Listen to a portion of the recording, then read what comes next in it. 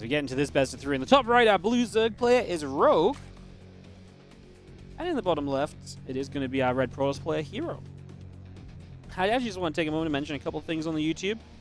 First of all, we tried to upload our first ever YouTube short today. So if you want to check out that is uploaded. And you can check out that. We're going to experiment with that a little bit. I'm not sure if we're going to stick to it or anything, but we will see. And also, last night I went through the time to actually update the YouTube members kind of stuff. It's been a while since I set that up. It kind of set up a long time ago and forgot about it. So there's now a whole bunch of different emotes available for YouTube, for members of the channel. You guys can drop a GG or Wardy Hype or Wardy Ellie in there, or some Creep Spread, Pylons, Drones, Stimpaks. All of those emotes available. I do have more emotes I can add, but we don't have enough members yet. So a great way to support the channel is actually becoming a YouTube member. I also set up some different tiers, so you can actually get access to the emotes on a cheaper price plan than what we originally had set for members. And then there's basically steps up in the members just in case you want to go above and beyond and support essentially the tournaments a little bit further. So that's a thing on YouTube. If you're feeling like being generous and supporting, you can click the join button beneath the stream. And it's usually next to the subscribe button as far as I understand it. And yeah, you can support by becoming a member on YouTube. I actually think we're one member away from getting an 8th emote. So, you know, if that ain't gonna if that don't convince you, if you don't want another StarCraft 2 emote to spam in the YouTube chat, well, I don't know what to tell you. Anyway, just thought I'd mention that because I put some work on it last night. My next goal is to get the YouTube... I figured out how to get the YouTube, like, members and super chats, like, integrated to pop up on the stream. It's just a little bit more long-winded than I thought. I thought I could basically combine it with my Twitch notifications, but you have to have, like, a separate overlay. So it was just a... Basically, I put some time aside to do it yesterday. I went to do it. I had to stop to figure out why I couldn't do it, and now I figured it out. So now next time I put 10 minutes aside, I'm going to get that fixed and sorted out. So that's going to be exciting as well. So yeah. Anyways, just me yattering away during the first couple of moments here as we get into Rogue herO, game 1 of this best of 3, and looking to see what's going to happen. I mean, honestly, what a great series. herO has been really, really good lately, honestly. He was very excited to play some PTR. He messaged me yesterday before the WardiTV Monday event, and he was like, "Hey, Wardy, today PTR?" And I was like, no, sorry, today live server.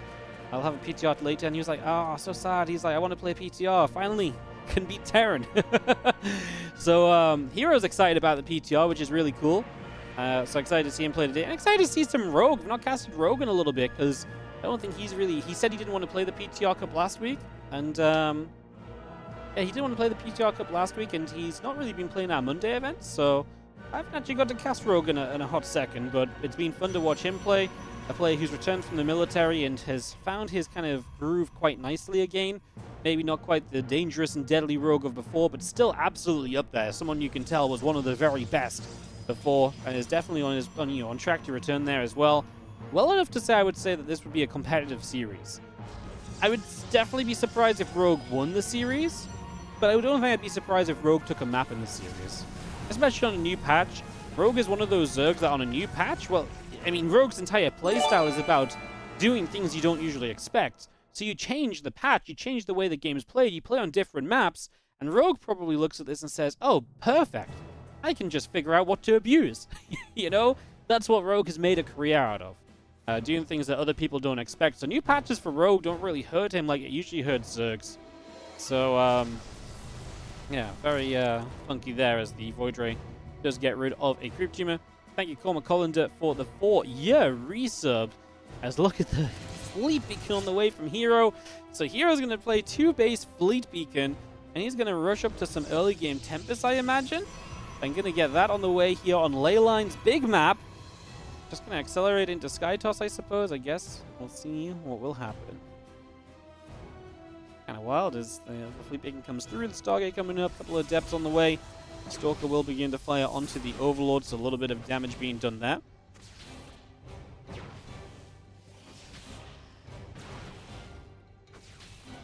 Stalker will just ping, Overlord will fall. Has to clean those out. Obviously, Rogue trying to get some information, especially good to clean it out before he gets to that natural. He didn't see any of this, so the Stargate number... Yes, sorry, that is both Stargates. Yeah, I'm blind. Never saw the Stargate, although saw the Oracle and the Void Ray, right? but definitely didn't see the second Stargate and the Fleet Beacon. So now, blind to that follow-up, and herO taking the forward base with the rich Vespene as well. By taking this base and having Tempest, being able to fire out into the center is very powerful. This actually might be a really cool play. Take that rich Vespene, get, you know, double gas with only 1 gas worth of workers. Just accelerate the economy a little bit.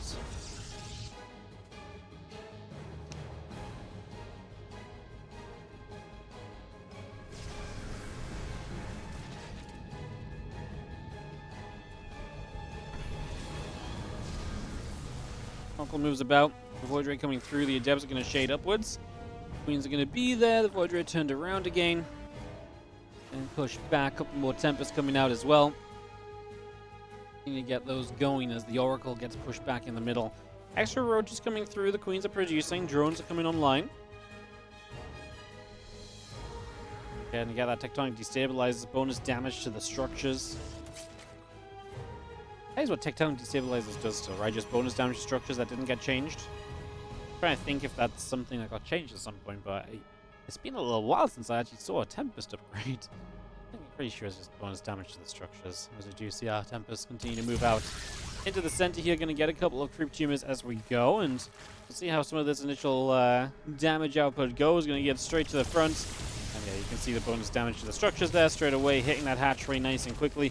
And already getting some chunk damage onto it. Going to see the spores in a similar situation, so spores are going to drop pretty quickly here.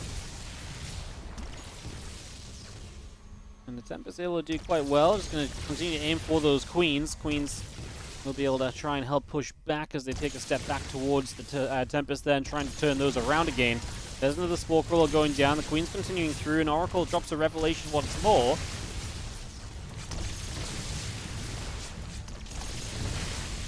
Tempest continue to be chased out over to the left-hand side. On the bottom of the map, we've got a Roach counterattack from Rogue. I love it because I think, you know, so much investment currently is across the map. Even if there is some defense here, there's likely you can get some damage done. Force Field's going to be ready in a second, though, as the Sentry warps in. Kind of funny with Energy Overcharge as well. Nowadays, you only need 1 Sentry because you can Energy Overcharge the Force Field repeatedly for quite a while. In this case, there was actually, I didn't realize there was 2 more Void Rays over towards the base on the right side. The feelings are going to slip by. I think herO can manage this for the most part. The Queens do get underneath the Tempest as herO gets distracted on the other side of the map. 5 Tempests is a great number because it does put you towards the area of one-shotting those Queens. But we do lose some of the Tempest firepower. There's now 4 Tempests remain. They're going to come back towards the base still. That's the problem is, yeah, Rogue, you let these Tempests kind of sit around and that hatchery will go down eventually. That will become a problem for you, so got to be very careful there. As a bit more Roach Lane continues to move through. The Tempests are going to step up once again. Hatchery is back to taking just a little bit of damage. And the Queens are going to come through there again, so more shots coming by. The Queens are going to push the Tempest back to the left. +1 attack and Blink both coming in. Corrupt his Queens and the +1 flyer attack upgrade in production as well. Trying to re-engage forward. 2 Tempests go down immediately. We're actually going to lose everything here. He tries to dive for the hatchery, but the transfusion was good to help it stay alive. And that is an unsuccessful dive as we give up the Tempest for not really any reason. I feel like Rogue was getting bullied in this game, but we just lost every single Tempest. herO, why are we giving our Tempests away, buddy? It's so unnecessary. We didn't have to do that. What did the Tempests do? Bunch of Roaches still coming up. +1 flyer attack upgrade, +1 missiles, and Roach speed producing as well. Revelation goes down. Stalker Void Ray gets in the center. Creep Tumors will drop.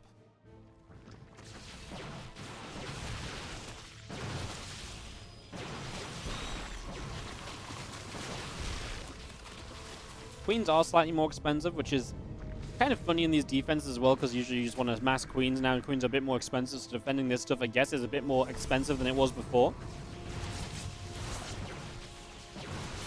Stalker's hitting, Queen's taking damage, Roach Lane coming over. Stalker's taking hits, Ling's getting pushed. +1 missiles, Groove Spines, Hydra's still on the way, Lurker coming up as well. And Roach is going to jump back on the Stalkers again, a few more warping in, 7 of them in production. Is forward gateway going to provide those faster warp-ins in a world you do not have a robo facility? As the Corruptors will get rid of an Oracle. It's going to be interesting because we're fully switching into that just +1 Blink Stalkers. This transition is kind of aimed around someone who builds a lot of Corruptors, and so eventually you have these Corruptors that are now kind of, I don't want to say deadweight, they will still get rid of the Void Rays, they have still be useful against the Tempest, but their supply that doesn't have much to do against the Stalkers at least. King goes down. We'll go back towards the top. It's going to aim ourselves in toward this hatchery. Remember, that was low from earlier, so while herO didn't kill it beforehand, he will look to get it now. Will the Hydra Roach Lane be enough for Rogue defensively as he makes his way to Lurker Den and Hive? He does come down this other ramp as well, so able to jump onto the Stalkers a little bit more quickly. The Corruptors will focus on the Voids. And once we get rid of those Voids, Corruptors can Caustic Spray, even if that is just the gateway here, right? Caustic Spray down the reinforcement point would maybe not be a terrible choice. Corruptors are struggling to get rid of the Void Rays, though. They continue to sit there and do very well for themselves. We re-engage in again right now. Corruptors looking to do as best they can. The Void Rays keep on dying. I think it's going to continue forward. The Stalker's going to continue to step back. We continue to push on in here as the Stalkers take a step away. Pylon batteries continue to go down. We'll see another Zealot. Corrosive Foul coming through. Extra Zealots on the bottom side. Stalkers just blink up once again. Hydra Ravager going to go after those Stalkers. The Zealots are going to come over as well. Continue to fight. Corruptors actually do Caustic Spray down the base, so hey, they do put themselves to use. Rogue only 40 supply ahead right now. I fear that he doesn't have a ground army good enough any longer. Where is the ground army? Currently it's drones. Drones are not really an army. They are a mobilized workforce. I love the Sentry Warping as well here because we're getting to the point where there's just not that many Zerg units, and one thing you'd love to do is just start chipping off a few of them here and there to make sure that it never gets to a good mass. It does two things, right? You can either cut the army in half to get away, or you can cut the army in half to capitalize and get some kills. So I love the Sentry Edition. I think they're going to find a lot of value. Hatch taking some shots. Roaches and Queens coming over. Stalker Sentry still stepping backwards. Milling Roach. Muscular Augments coming through. Our Stalkers get back to the top. Well, Raptors, by the way, across the map haven't gotten rid of another base here. So another location going down. Rogue supply blocked currently as herO swings around the bottom side. Corruptors come back into this middle of the map. It's pure Roaches at this point. It's just not good enough. Sorry, I lied. There's 3 Lurkers as well. I don't think those 3 Lurkers are ever going to make a difference in this, though. I mean, to be fair, Rogue supply is still kind of there. I mean, the fact that Stolovitz and Corruptors, his Stalkers are not breaking through the Lurkers will give you a position.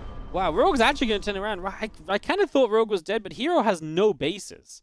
So hero's just out of mining because he didn't ever rebuild.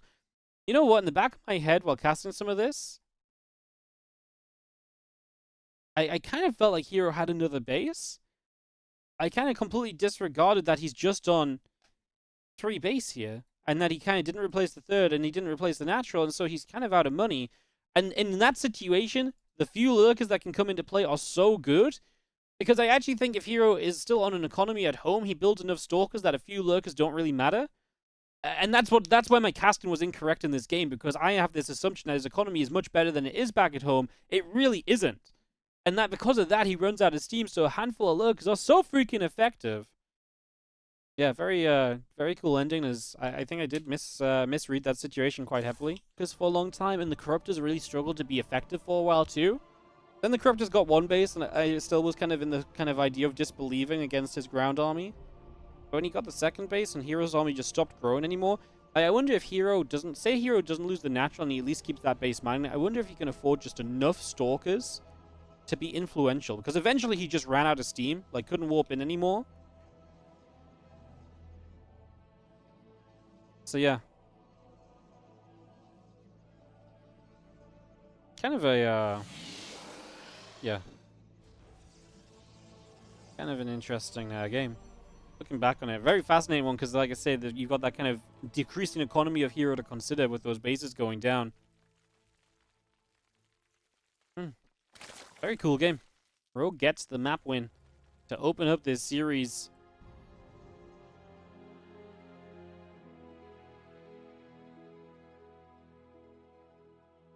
There was that moment as well where he dove the hatchery and he just doesn't get it. I wonder if he gets that hatchery any sooner as well than Rogue. It just like, I feel like there's a lot of tipping points in that last game that just really could have really swung things so heavily the other direction as well. Yeah, the hatchery living a super long time obviously gives Rogue a much better shot when herO gave so much to get rid of it and then you don't. But if he gets rid of it, the investment to get rid of it might have just been fine. Yeah, very cool. A super cool game. I love games that make you really kind of stop and think, and sometimes, like I say, you get taken down, you kind of lead yourself down a hole. I definitely did that in this one where I was just like, yeah, I was pretty convinced Rogue's army wasn't good enough, and I just wasn't, you know, respecting that herO wasn't building himself up so much as well.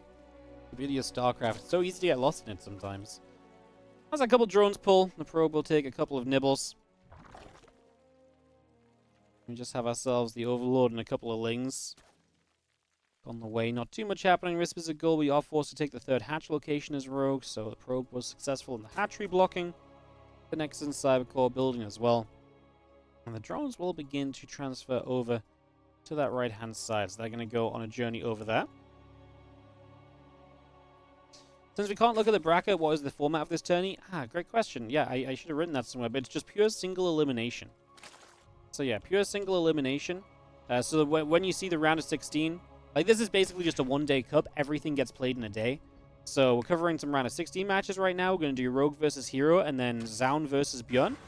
After that round of 16, I'll let you guys know which round of 8 we are casting. And then which round of 4s from there.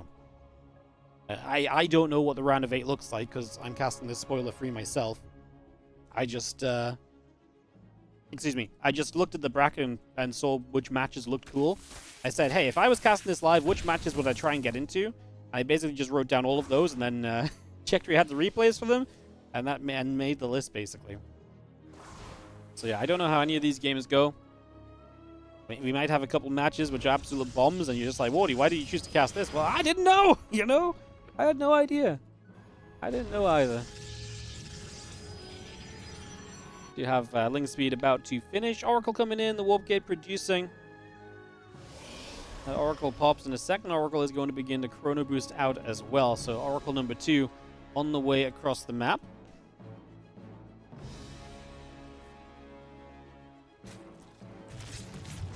When was the last time Bjorn won a Wardy Cup? It's been a little while. He used to be the king of WardiTV events, but yeah, Bjorn, MaxSpecs and Clem have been taking those titles lately.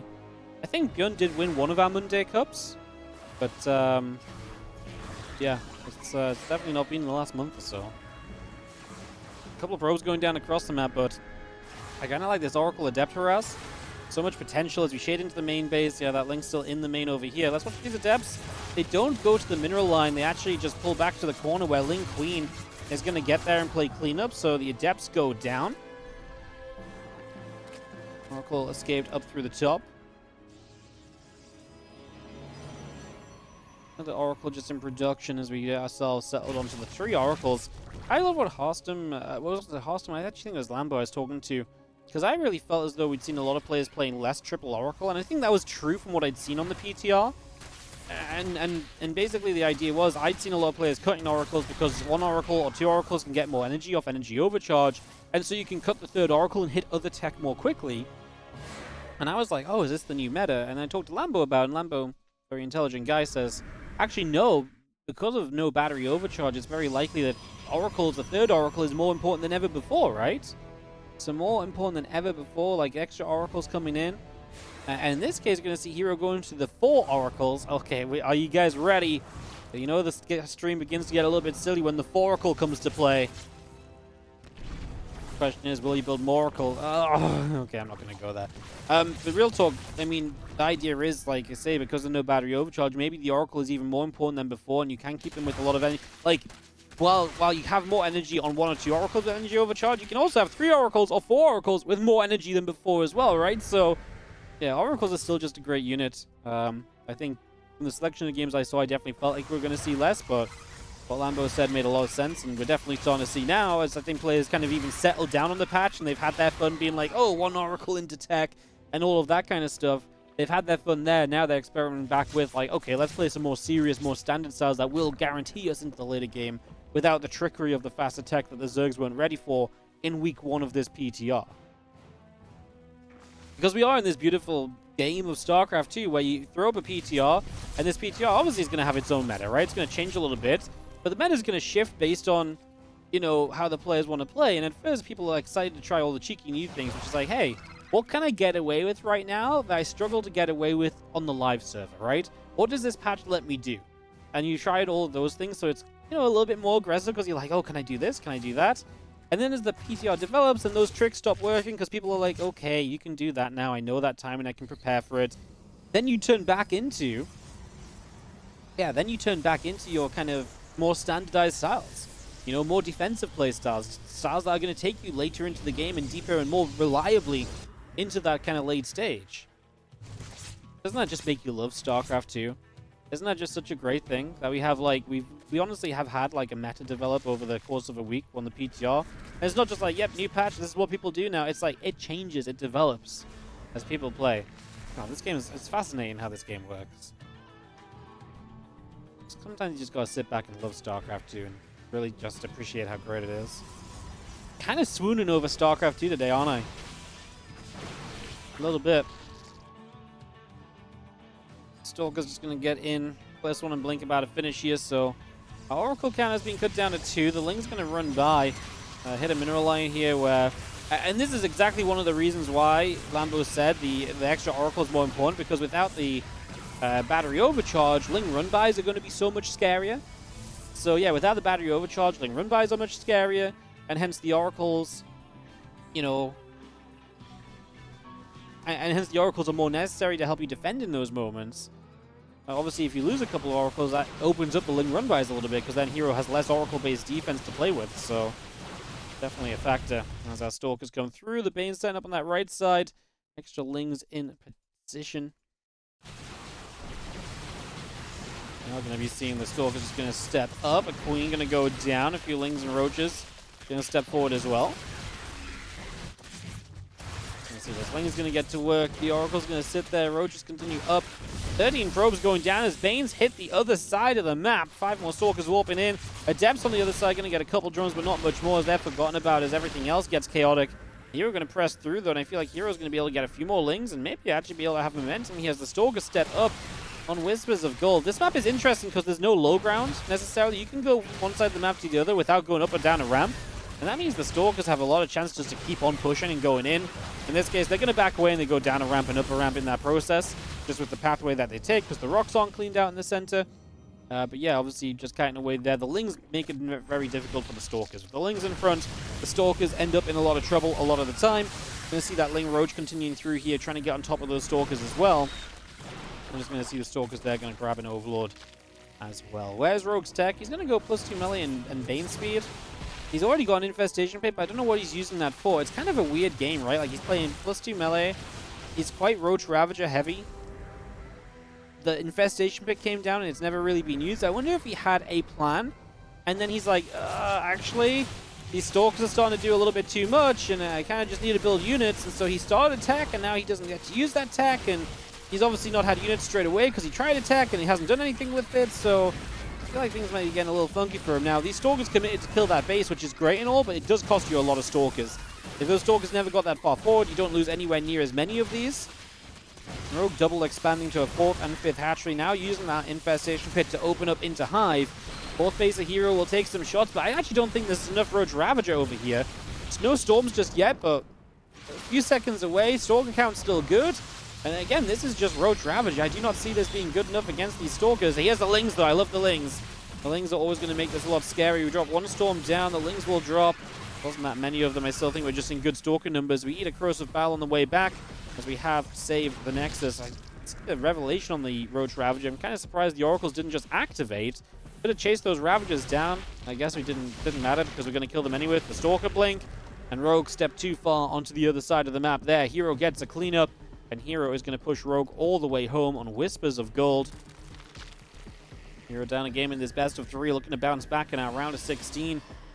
What a stacked tournament, by the way. herO Rogue, kind of round 1, or I think it is round 1 as well, round of 16. It's kind of nutty. First round, herO Rogue. It's a pretty good matchup, guys. It's a pretty good matchup. Adrenal Glands is building as well, by the way. +1 Carapace also in production. We do see 26 additional Zerglings coming out right now as the Oracle gets to the top right. Spore Crawler burrowing in right there, getting positioned. I love the drones. Sorry, the Spore Crawler building. The drones are burrowed just to hide and stay safe until the Spore's ready. Protect them from that Oracle. Cute little move from Rogue, as he is definitely in a location in the game where he could do without losing extra drones. And while they're not mining, that's not great. But it's better to not have them mining right now than not have them ever mining again. So I don't hate that. Extra Bane Ravager morphing. Adrenal Glands coming through, so that's all the Hive has really been used for, getting Adrenal Glands up. Don't get me wrong, Rogue lost to 4th base. He's been kind of poor in this game. So I get it, like, he's not been in the killer position to kind of do everything off of Hive Tech, but you can see where herO thinks Rogue is going. herO's building Tempest, because herO's like, oh yeah, this guy could be kind of getting to Lurkus right now, you know? The Tempest really covered my bases in a lot of ways. herO does not need those Tempests. He is playing against a low-tech army. There's no world in which he needs Tempest right now, but that's how bad a spot Rogue is in, where even herO doesn't realize how badly done to Rogue has been in this game. He really thinks Rogue's on better tech or has better tech coming, and he just doesn't. Which really puts the pressure on Rogue, because now he has to go and try and take advantage. The Tempest might be something to help Rogue, because while the Tempest can still sit there and shoot defensively throughout, they're not the highest DPS in units. They benefit from attacking from range and never taking damage. If Rogue committed to a fight right now, this would not be about kind of taking a drawn-out fight. This would be about diving in and just surging for a win. It's going to build the Spire. I mean, I don't think Rogue can break in, so I think the Spire is correct, because you will want to deal with those Tempests. You can't just let them fire on everything forever. So yeah, I mean, it's not a wrong call from herO. It just maybe could have opened. If say, Rogue was a bit better off and he was able to have a bit more supply, building those Tempests may not have created any of a defense from herO, and then Rogue could have broken through and done extremely well. Obviously, in this case, that's not how it plays out. And I think Ravager find a few more shots. We do see the Spire about halfway done currently.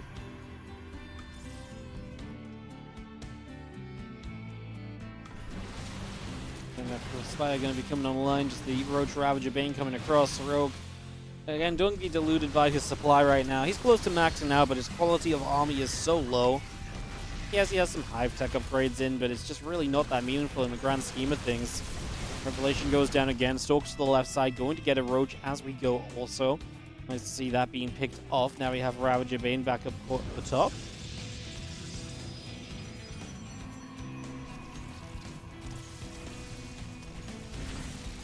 On moving. Corrupt is coming about. +3 melee, +2 carapace coming in.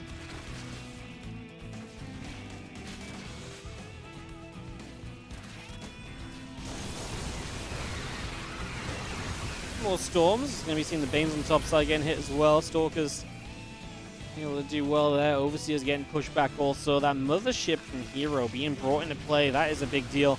As our Stalker's going to begin to go onto this hatchery.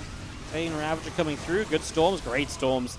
In fact, as the Banes do hit, a couple of Banes got in, some High Templars go down. I still feel like herO got a very good start of this fight, and he's still here to just keep on fighting. Going to knock down Overseer's expensive units. Continuing to drop at the moment.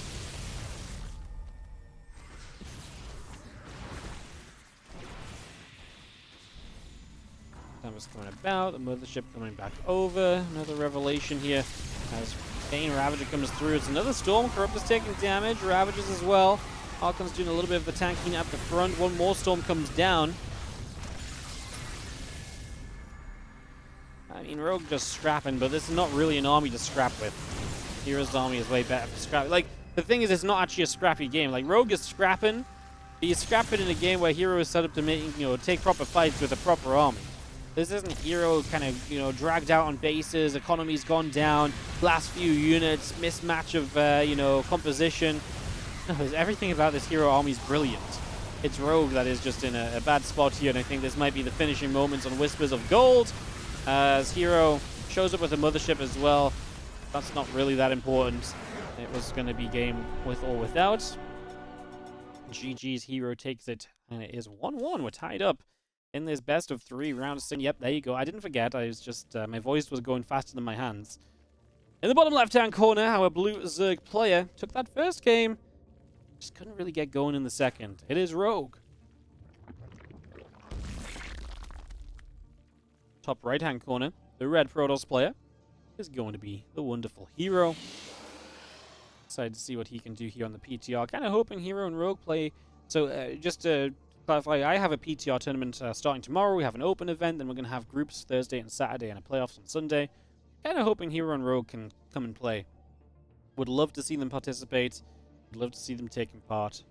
I think it'd be fun to see them playing some more PTR games.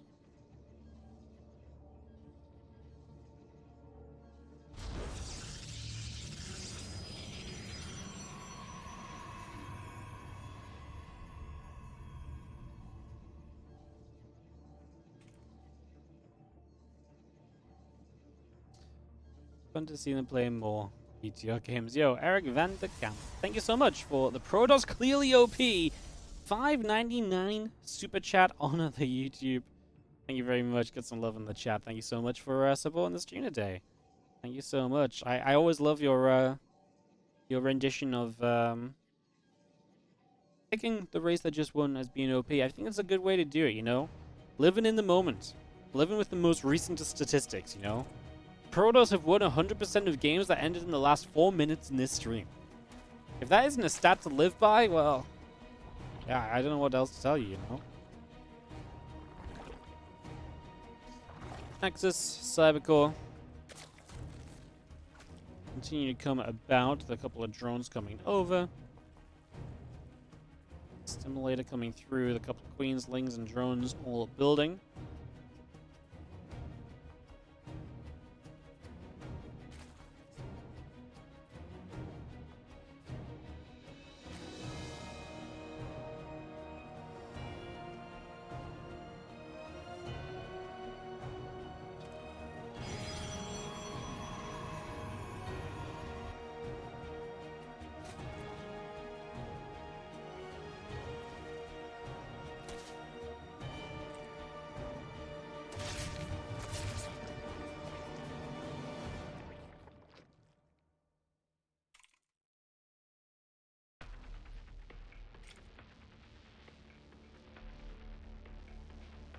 Hatch goes down, Stargate on the way, Warpgate coming through.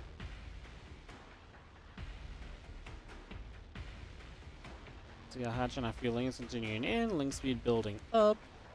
It's going to be kind of self-settled here.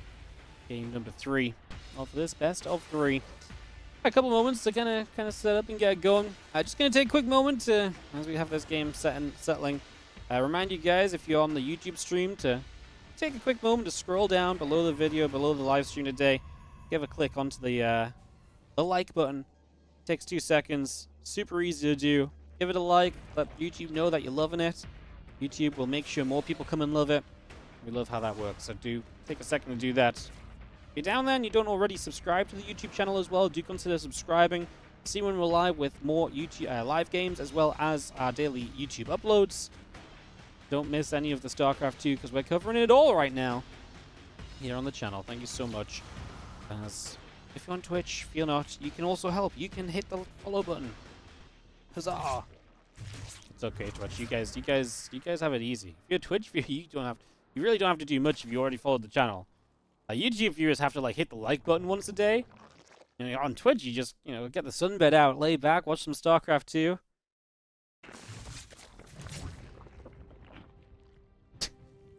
Wardy renamed Carrier because he's carrying SC2. Ay, ay, ay.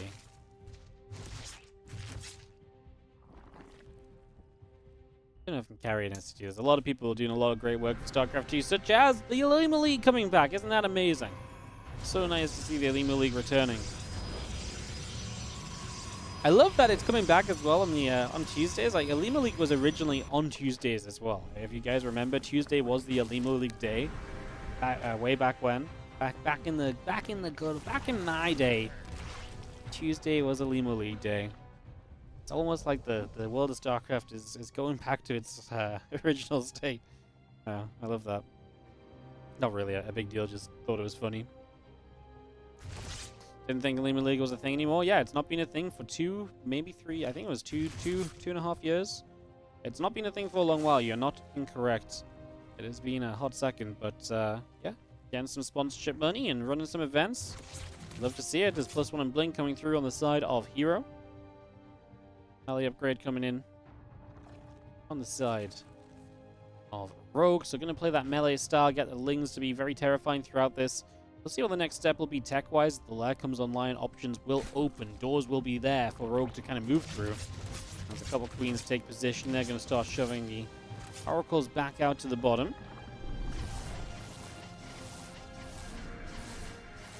You watched Olimoleague in 2014? Yeah, Olimoleague has history, man. This is a tournament with some, this is edition number 229, and I don't think they actually added to, the numbers for, the last year and a half of their existence either. This is, and they also went monthly at some point. This tournament goes way back. which is really cool to see.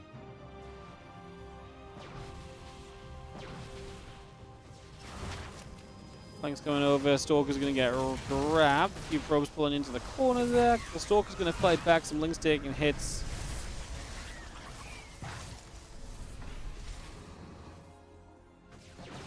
Let's see the +1 attack about to finish from herO, who has Temple Archives on the follow-up to this. So going to play that Blink into Storm. Very standard style lately. Very good against anyone who's open melee, because just having Storm against melee, against the Lynx is going to be fantastic. Storm is a good catch-all in this matchup. Oracles and Stalkers. Stepping forward once again. The +2 attack coming in. Overlord goes down. A couple Creep Tumors getting picked off. Another Creep Tumor in the center here goes down as well. Ling, Roach, Queen going to step through. Stalkers turn back around again. Again, Storm and +2 attack on the way up currently. Ling's pulling back around over in the middle. Step back here. Stasis Ward catches a handful of Lings. Good wraparound on the Stalker. That's going to take some shots as well. The rest of these Stalkers going to go back and forth.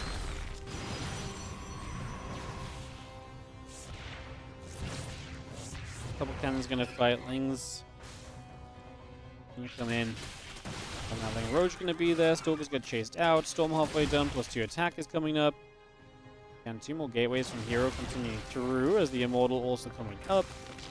Ravage is on the way. Ling Roach continues to push in for those Stalkers.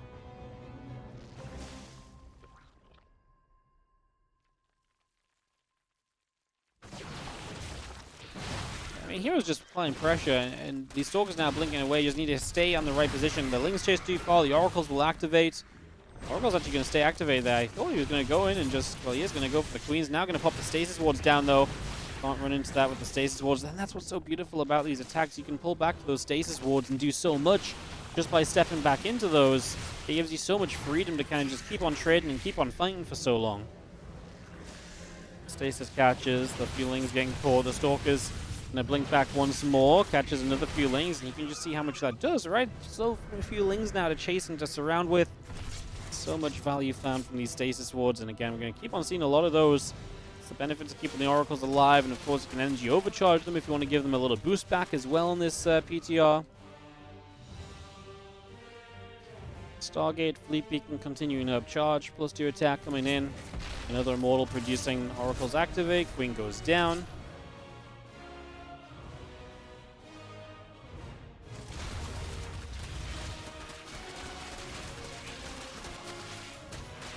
I think Roach Ravager is going to come back through, open up the rocks once again. Going to make some progress over there, open up this space. Again, Adrenal Glands, Baneling Speed, +2 melee, +1 carapace. All of that continues out as the Lings will finish off that set of rocks as well. So we're going to clean that up also. With a nice grab.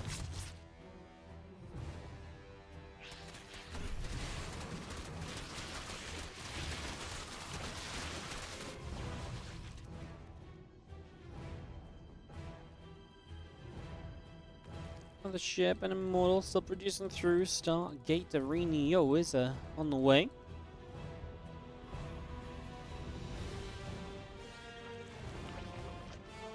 Ultras will come up.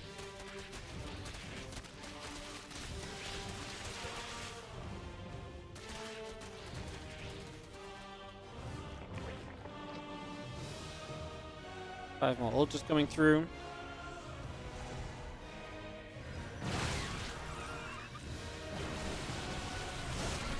Things is going to surround. A couple Zards getting caught. Storm's coming in as well. Roach Ravager still taking hits. We will see 3 more carriers on the way. The Mothership finishing shortly. +1 air weapons and +3 ground attack. Coming up as well. Good Storms. Really good Storms. Going to soften up a lot of Lings. Still backing up into Stasis Wards. Ultras are good if they have support. Is this enough support for them? They're kind of on their own in the front lines now. And hello, Immortals. 4 Immortals. Just gonna show up.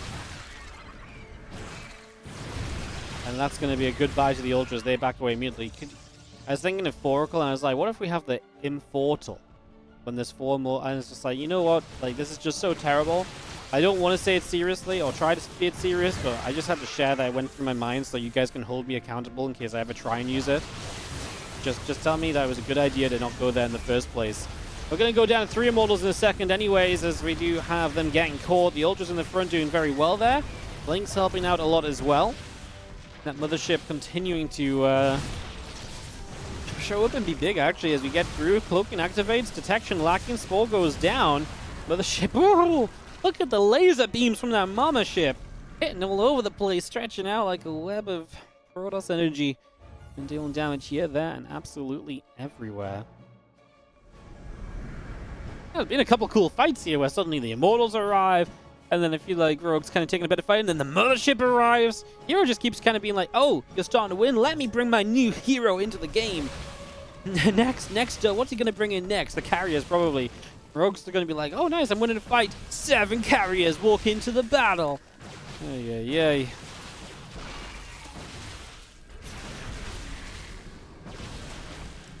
Ling's caught in a stasis once again. Neural Parasite just finished, by the way, as well from Rogue. So we got Neural Parasite up.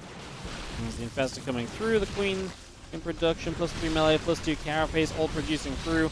Carriers are going to go. The Stalkers blink forward. The Infestors get killed. Interceptors still flying about a little bit. Archon Immortal on the ground. Mothership overhead. As we step in toward that hatchery, the Ultras are going to try and make a little bit of a step through now. Stasis. Sorry, not Stasis. Time Warp going down. It's going to be very difficult for Rogue. Losing a lot of Infestors already is rough for him. No Corruptors in the sky against carriers. Basically reliant on the... completely reliant on the Infestors and Neural Parasite to save him here, which is pretty unreasonable most of the time. I mean, I'm not going to say it's completely, like, never going to work, but I don't love the idea that we're putting so much reliance on it. If that's what Rogue's got to, got to do, then it's what he's got to do, but yeah, I don't love it right now. Just have ourselves the +2 air weapons continue to come by as well.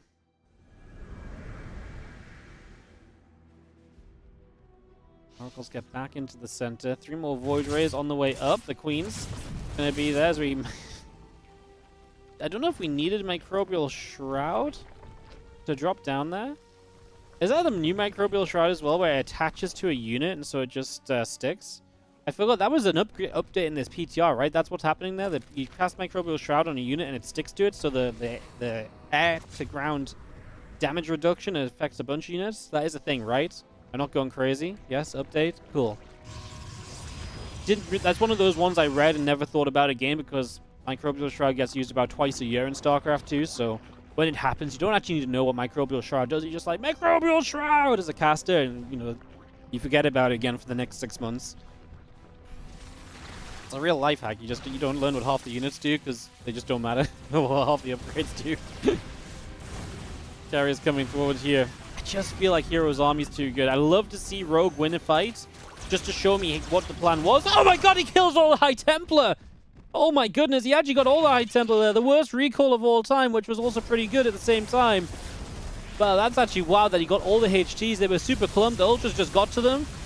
Okay, well, I mean, that helps. herO is not super rich. Like, replacing 8 High Templars is not, immediately easily done. Oh, that's hilarious. That's so wild. I did not expect that to happen at all. Seen a great game on the Amygdala here. I mean, stop the thing. We're 15 minutes in. Later game Protoss army. Seeing a lot of the bases being taken as well. I mean, we've got every base taken on the map from the Protoss. The Zerg struggling to get extra bases up. I do think herO's been in control for the majority of this, and I do not think that is changing right now. Going to be seeing the rest of the army back into the middle. Carriers, Tempest overhead. Immortals going to be there. Great Aspire coming up as well. Couple of 15ers will get knocked down. Chain Engine's getting dropped. Couple of Spores are building.